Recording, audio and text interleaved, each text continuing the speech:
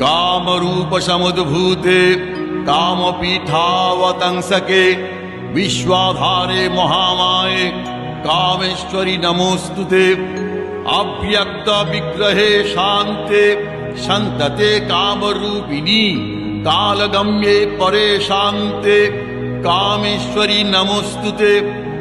या सुषुम्नान्तरालस्था चिन्त्यते ज्योतिरूपिणी प्रणतोऽस्मि परं धीरं कामेश्वरी नमोस्तुते।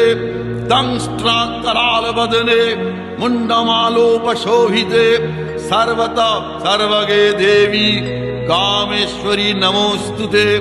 चामुण्डे च महाकाली काली कपोलहारिणी पाशहस्ते दण्डहस्ते कामेश्वरी नमोस्तुते।